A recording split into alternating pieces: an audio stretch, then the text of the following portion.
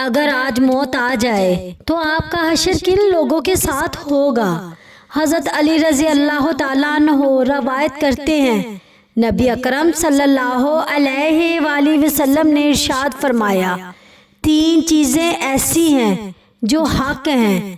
اللہ تعالیٰ نے اس شخص کو جس کا اسلام میں کوئی حصہ ہو اسے اس کی مانند نہیں بتایا جس کا اسلام میں کوئی حصہ نہ ہو، اور جب بندہ اللہ تعالیٰ سے محبت رکھتا ہے تو اللہ تعالیٰ اسے غیر کے سپرد نہیں کرتا، اور جب آدمی کسی قوم سے محبت رکھتا ہے تو اس کا حشر ان کے ساتھ ہوگا۔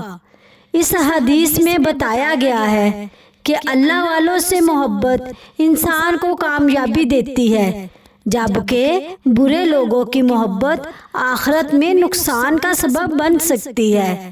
اپنی محبت نیک لوگوں اور نبی صلی اللہ علیہ وآلہ وسلم کی سنت کے ساتھ جوڑ لو، کیونکہ قیامت میں ساتھ بھی انہی کا ملے گا۔